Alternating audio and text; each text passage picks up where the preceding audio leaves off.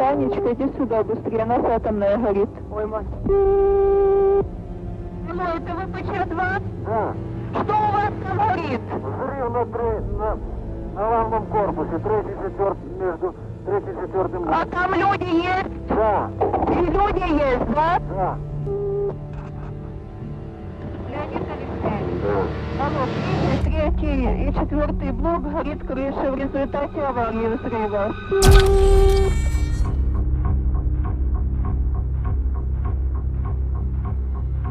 26 de abril de 1986.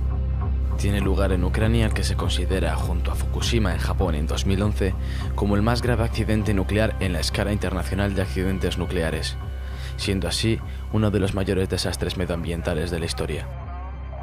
Queremos advertirles de que trataremos de explicar conceptos esenciales.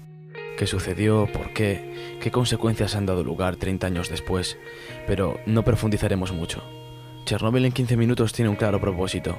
La finalidad de este breve documental es la de llegar al espectador de tal manera que, tras finalizar su visualización, éste sienta curiosidad suficiente como para informarse más acerca de este trágico suceso. Sin más preámbulos, comienza Chernóbil en 15 minutos.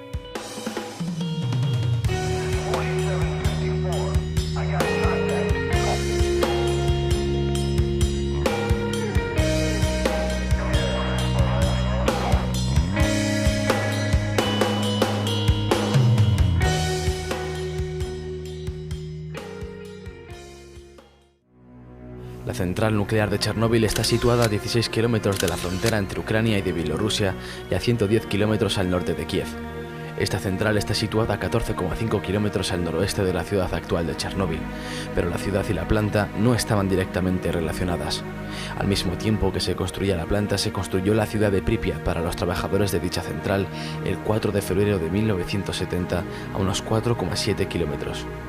Esta ciudad llegó a albergar a casi 50.000 personas antes de su evacuación.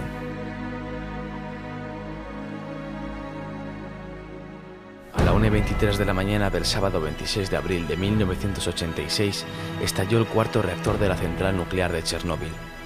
El motivo que desencadenó el accidente fue la realización de una prueba programada para el 25 de abril bajo la dirección de las oficinas centrales de Moscú.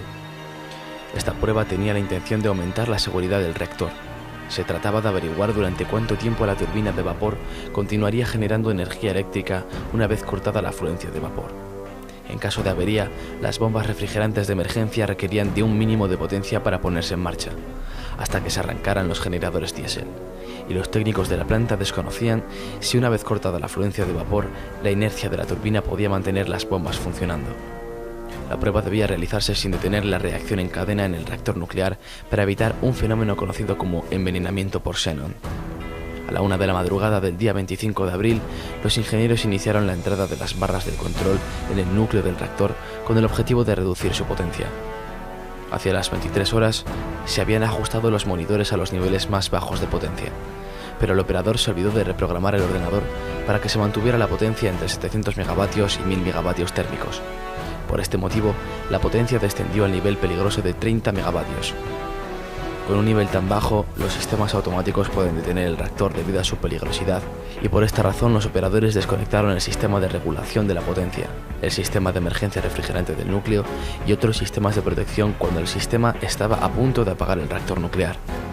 Con 30 megavatios comienza el envenenamiento por xenón.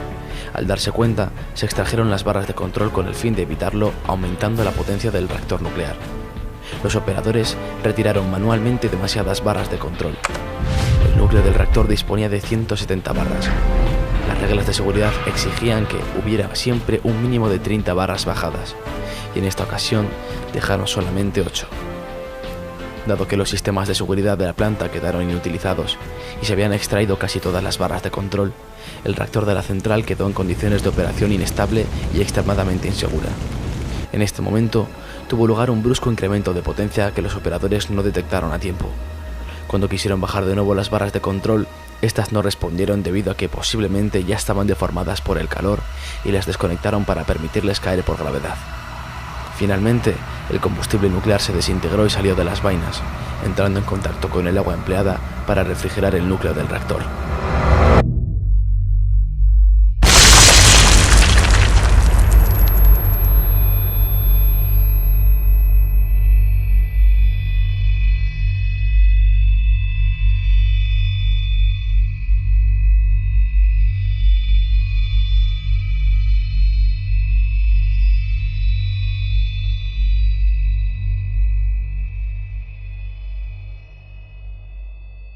A la 1:23 de la mañana del sábado 26 de abril estalló el cuarto reactor de la central, y unos segundos más tarde una segunda explosión hizo volar por los aires la losa del reactor y las paredes de hormigón de la sala, lanzando fragmentos de grafito y combustible nuclear fuera de la central, ascendiendo el polvo radiactivo por la atmósfera.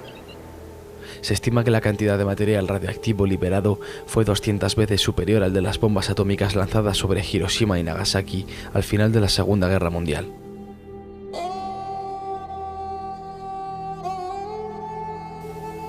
El primer acercamiento en helicóptero evidenció la magnitud de lo ocurrido. En el núcleo, expuesto a la atmósfera, el grafito del mismo ardía al rojo vivo, mientras que el combustible y otros metales se habían convertido en una masa líquida incandescente. La temperatura alcanzaba los 2500 grados e impulsaba el humo radiactivo en un efecto chimenea a una altura considerable de hasta 1000 metros.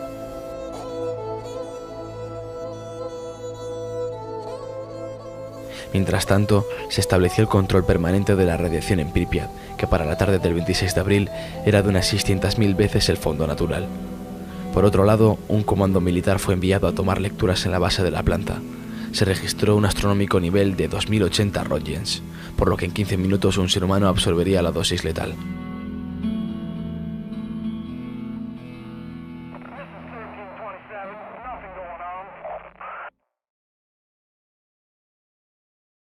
Al mismo tiempo, los responsables de la región comenzaron a preparar la evacuación de la ciudad de Pripyat y de un radio de 10 kilómetros alrededor de la planta.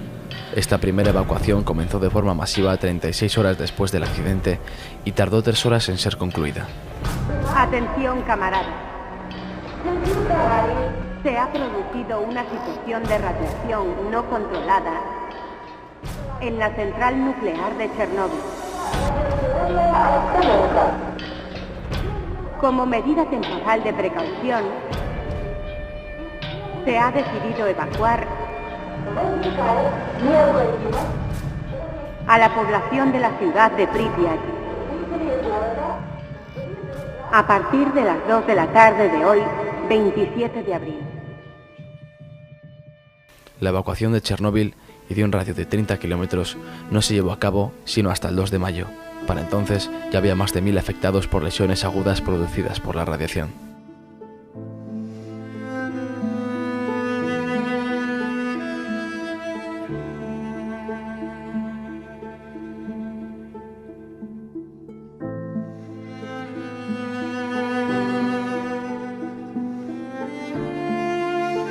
Se inició un proceso masivo de descontaminación, contención y mitigación que desempeñaron aproximadamente 600.000 personas denominadas liquidadores en las zonas circundantes al lugar del accidente, y se aisló un área de 30 kilómetros de radio alrededor de la central nuclear conocida como zona de alineación, que sigue aún vigente.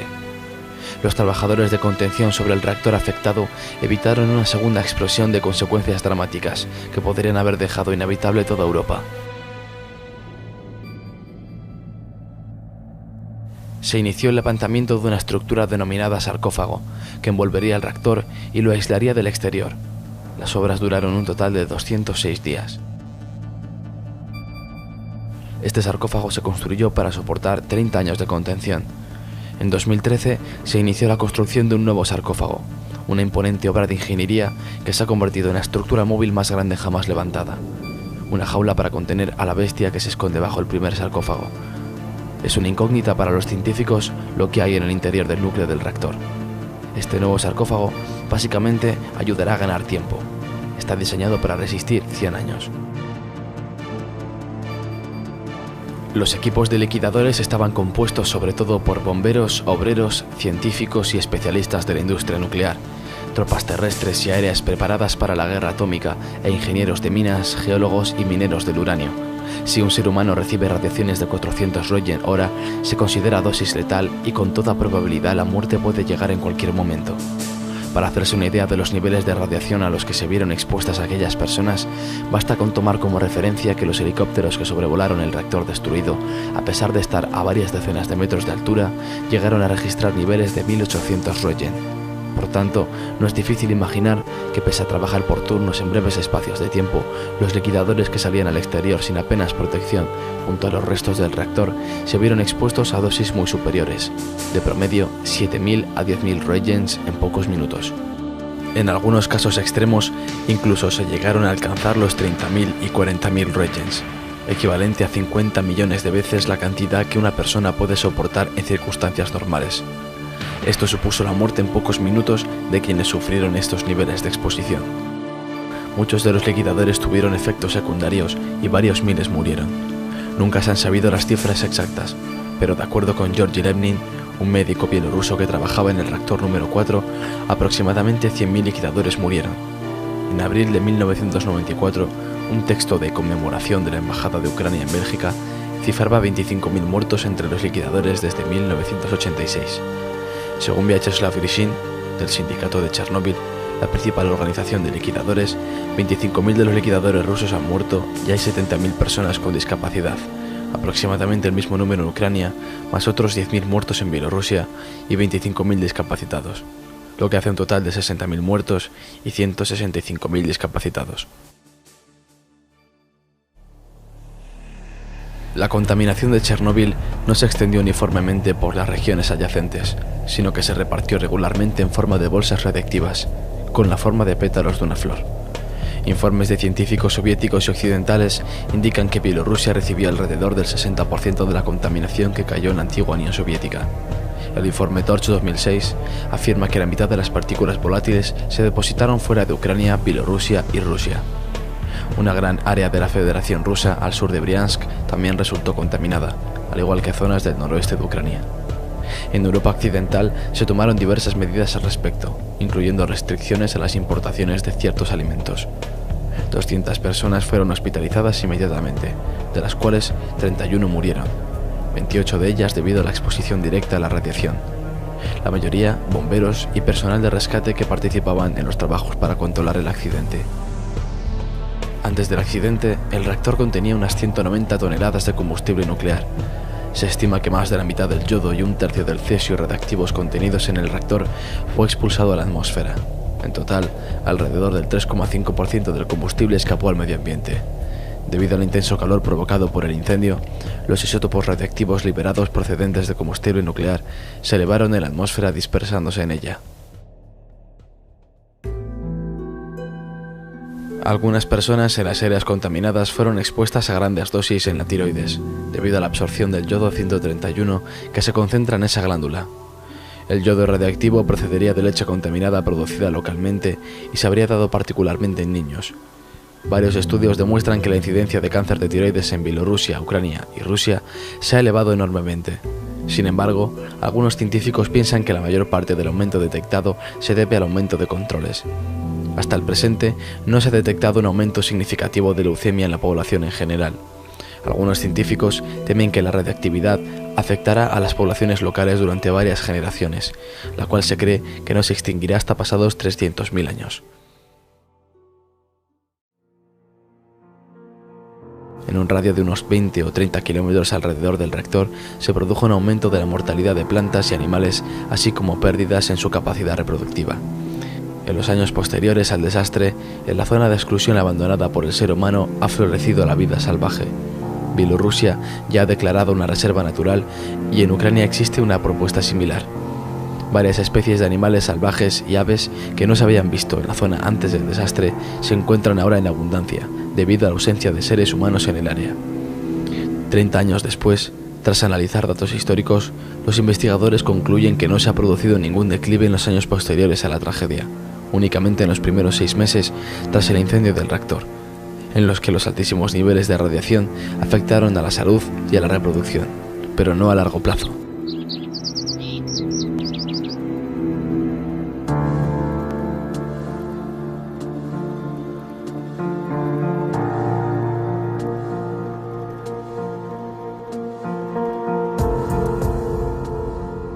La tragedia de Chernóbil señala el final del idilio entre la energía atómica y su uso civil. Lo mismo que 40 años antes, la bomba atómica marcó el comienzo del compromiso ético de algunos científicos frente al avance de la ciencia. Solo para algunos, por supuesto, fue el comienzo de un compromiso. Para otros, fue nada más que la consagración de un éxito. Chernóbil supone aún hoy en día un drama real para miles de individuos concretos.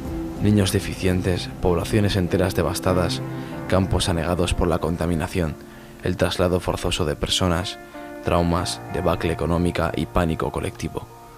Las estimaciones de víctimas varían desde los 4.000 según las Naciones Unidas hasta los 93.000 como consecuencia de la radiación según Greenpeace. Lo que está claro es que el hombre trata de progresar, a veces forzando a la maquinaria demasiado, y deja parajes como Pripyat.